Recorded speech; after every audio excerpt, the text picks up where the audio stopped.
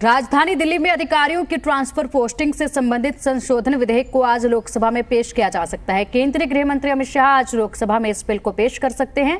PM Modi की अध्यक्षता में मंगलवार को हुई केंद्रीय मंत्रिमंडल की बैठक में ही इस बिल को मंजूरी दे दी थी। दिल्ली के सीएम अरविंद केजरीवाल देश भर के विपक्षी दलों के नेताओं से मिलकर इस बिल को चुनौती देने के लिए समर्थन की मांग कर रहे थे। अब अगर आज केंद्र सरकार ने लोकसभा में इस बिल को पेश किया तो विपक्ष के इंडिया गठबंधन के लिए ये एक बड़ी परीक्षा होगी। आम आदमी पार्टी की पूरी कोशिश रहेगी कि इस बिल को हर हाल में पारित होने से रोका जाए। हालांकि लोकसभा में तो मोदी सरकार के पास बहुमत है, लेकिन आप नेता दूसरे विपक्षी सांसदों की मदद से राज्यसभा में इस बिल को रोकने की कोशिश करेंगे।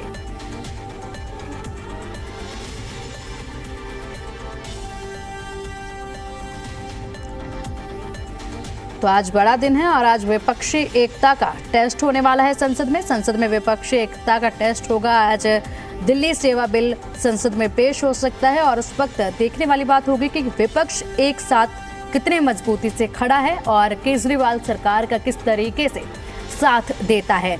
अगर केंद्र सरकार ने लोकसभा में आज ट्रांसफर पोस्टिंग से जुड़ा बिल पेश किया तो इंडिया गठबंधन के लिए यह एक लिटमस टेस्ट साबित हो जाएगा। आम आदमी पार्टी की पूरी कोशिश रहेगी कि इस बिल को हर हाल में पारित होने से रोका जाए। लोकसभा में तो मोदी सरकार के पास बहुमत है, लेकिन आप नेता अन्य विपक्षी सांसदों की मदद से राज्यसभा में इसे रोकने की पूरी कोशिश करेंगे। और चलिए अधिक अपडेट के लिए हमारे संवाददाता बलराम पांडे हमारे साथ जुड़ गए हैं। बलराम, देखिए आज काफी अहम दिन है दिल्ली के लिए और आज जो दिल्ली सरकार है, विपक्षी जो एकता है उसका भी टेस्ट होगा कि विपक्षी एकता किस तरीके से एकजुट होकर साथ में है। अगर आज बिल पेश होता है तो क्या होगा?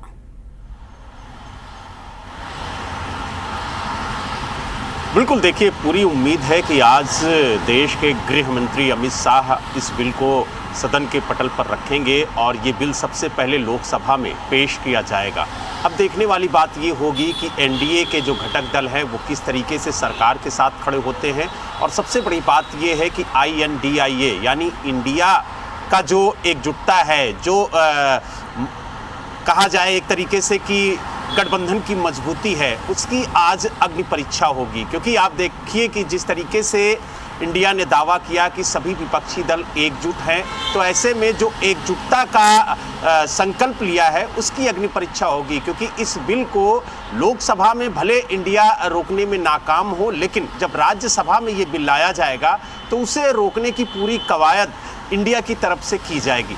हालांकि विपक्षी दल कितने एकजुट हैं इसकी अग्नि परीक्षा भी कह सकते हैं, क्योंकि ये पहली अग्नि परीक्षा है जब देखना होगा कि जो विपक्ष है वो कितना एकजुट है। क्योंकि आम आदमी पार्टी लगातार ये दावा कर रही है कि हम राज्यसभा में इस बिल को रोकेंगे। आपको बता दें कि इस बिल का जो नाम दिया गया है वो NCT दिल्ली संशोधन बिल 2023 दिया गया है और इसे आज देश के जो गृह मंत्री हैं अमित शाह वो लोकसभा में पेश कर सकते हैं। उसके बाद ये बिल राज्यसभा में लाया जाएगा।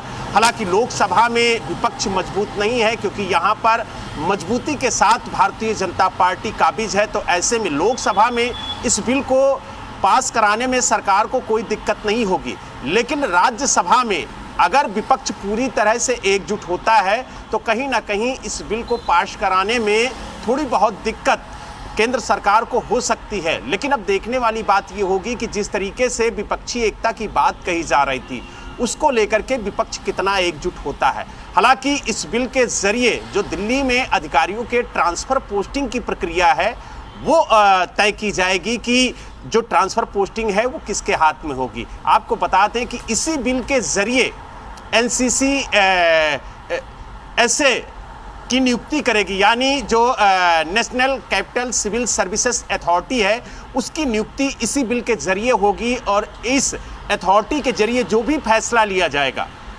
उस पर अंतिम फैसला जो है वो दिल्ली के उपराज्यपाल लेंगे। तो कहीं ना कहीं इस बिल के जरिए जो दिल्ली के उपराज्यपाल की ताकत है वो बढ़ जाएगी और पूरी मजबूती से दिल्ली के अंदर वो सिविल सर्विसेज पर पूरी कमान रखेंगे और पूरी तरीके से निर्णय ले सकते हैं इस बिल के जरिए। तो कहीं ना कहीं दिल्ली सरकार इस बिल को रोकने की कोशिश करेगी और कोशिश यही होगी कि इस बिल को राज्यसभा में रोका जा सके ताकि ये बिल पास ना हो पाए। अगर पास होता है तो कहीं ना कहीं जो दिल्ली सरकार के अधिकार हैं वो पूरी तरह से उपराज्यपाल बीके सक्सेना के पास जाएंगे। और इसीलिए आपने देखा होगा कि जो दिल्ली के मुख्यमंत्री हैं अरविंद केजरीवाल, वो लगातार विपक्षी नेताओं से मिलते रहे, उनके मुखिया से मिलते रहे, ताकि जो विपक्षी एकता है वो मजबूत हो और इस बिल को रोका जा सके। ठीक है बार-बार अरविंद केजरीवाल ने ये कहा अगर था राज्यसभा में भी अगर राज्यसभा में भी केजरीवाल सरकार विफल रही इस अध्यादेश को पारित होने में अपने काम करने में अगर विफल रही केजरीवाल सरकार अगर राज्यसभा में भी, तो उसके बाद केजरीवाल सरकार का अगला कदम क्या होगा अगर वहां पर विपक्ष की एकजुटता नहीं नजर आई तो? देखिए, आपको बता दें कि जब सुप्रीम कोर्ट की 5 जजों वाली जो संविधान पीठ थी, उसने जब फैसला सुनाया था तो उसने यही कहा था कि जो पब्लिक से जुड़े हुए ऑर्डर हैं, जो कानून व्यवस्था है और जो आपका लैंड से जुड़ा हुआ मामला है वो एलजी के पास होगा। बाकी सभी मामलों पर जो कमान होगी वो दिल्ली सरकार की होगी।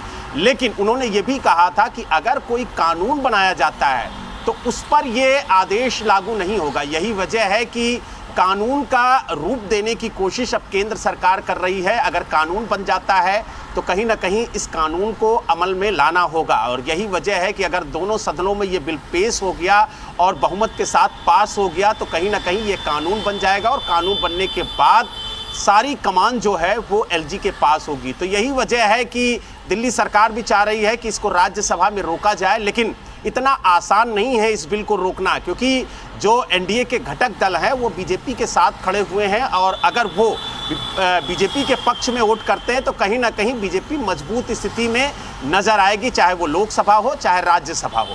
जी ठीक है बलराम, वहीं 19 मई को ये अध्यादेश आया था, 19 मई को अध्यादेश आया था, उस वक्त में इसमें कुछ चीजें थी जिनको बाद में अब बदला गया है। क्या कुछ बदलाव अध्यादेश में अब आए हैं? देखिए, आपको बता दें कि ये जो अध्यादेश लाया गया था इसका मुख्य उद्देश्य था कि दिल्ली प्रदेश के अंदर जो अधिकारियों के ट्रांसफ़र पोस्टिंग की प्रक्रिया है वो किस तरीके से होगी, क्योंकि इसी आदेश में जो कोर्ट का आदेश आया था उसमें ट्रांसफ़र पोस्टिंग की जो प्रक्रिया थी उसकी पूरी कमान, उसका पूरा नियंत्रण दिल्ली सरकार के पास था। और यही वजह है कि उस आदेश को पलटने के लिए केंद्र सरकार एक अध्यादेश लेकर के आई और अब उस अध्यादेश से जुड़े हुए जो दिल्ली सेवा बिल है उसको लेकर के आ रही है। तो कहीं ना कहीं अगर ये बिल पास होता है तो जो दिल्ली के अंदर ट्रांसफ़र पोस्टिंग की प्रक्रिया है, जो अध्यादेश के जरिए एक अथॉरिटी बनाने की बात कही गई थी, यानी एनसीसीएसए यानी नेशनल। ठीक है बलराम, राघव चड्ढा कुछ बोल रहे हैं, एक बार वो सुनाते हैं। लेते हुए शायद हाईकमांड ने ये फैसला लिया बीजेपी के कि सरकार ही खत्म कर दो ताकि झंझट ही ना हो, और उसी सिलसिले में ये कदम लिया गया। आपकी तैयारी क्या है? लोकसभा में तो आपके एकमात्र सांसद हैं, वहाँ भी इंडिया अपोजिशन पार्टी विरोध करेंगे, लेकिन राज्यसभा में क्योंकि आप लोग कहते रहे कि इसे रोक सकते हैं, वहाँ पे संख्या बल क्योंकि अभी भी कांग्रेस के समर्थन के बावजूद आपके पास नहीं है, तो वाईएसआरसीपी, बीजेडी जैसी पार्टियां क्या उनसे संपर्क कर रहे हैं उनको साथ? देखिए, संख्या बल का फैसला तो सदन के भीतर होता है जब मतदान होता है, उससे पहले संख्या बल की बातें करना बेमानी होगा। लेकिन मुझे ये लगता है कि ये एक इतना असंवैधानिक कानून है कि ऐसे बहुत लोग जो संविधान से प्यार करते हैं, देश के लोकतंत्र को कायम रखना चाहते हैं, वो सब लोग आम आदमी पार्टी को वोट देंगे, और आम आदमी पार्टी को नहीं बल्कि इस अध्यादेश के खिलाफ जाके इसे हराने के लिए वोट देंगे। संख्या बल का फैसला मैं फिर आपको बता दूं, सदन के भीतर जब मतदान होता है उस समय होता है। आज संख्या बल की और आंकड़ों की बात करना बेमानी होगा। बाकी पार्टियों से आपकी बात हुई कि व्हिप जारी करे, सभी सांसद उनके रहे मौजूद? देखिए, सारी पार्टियां अपने हिसाब से फैसला लेंगी और जो उन्हें उचित लगेगा करेगी। हमें ऐसा लगता है कि इस बिल को हराने के लिए तमाम पार्टियां साथ आएंगी। यहाँ तक कि मैं तो कहूँगा कि बीजेपी के भी कुछ ऐसे सांसद जरूर होंगे जिन्हें संविधान और लोकतंत्र से उतनी ही मोहब्बत है जितनी हम सबको है, और वो भी देश के संविधान और लोकतंत्र को बचाने के लिए आम आदमी पार्टी का साथ देंगे और इस काले अध्यादेश को हराएंगे। सांसदों से आप बातचीत कर रहे हैं इसके लिए? जैसा कि मैंने बताया, आज इस आंकड़े और संख्या बल की बात करना बेमानी होगा। सदन के भीतर जब मतदान होगा तब तय होगा। Thank you. बलराम, अभी राघव चड्ढा बयान दे रहे थे मीडिया में और वो कह रहे थे कि जिन भी सांसदों को अपने देश के लोकतंत्र से प्यार होगा वो जरूर इसके हित में मत करेंगे और वोट अपना देंगे और ये आंकड़ा जो है वो तय ही होगा। इससे पहले मैं आंकड़े के बारे में कुछ नहीं कह सकता हूं कि कितने वोट आएंगे कितने नहीं।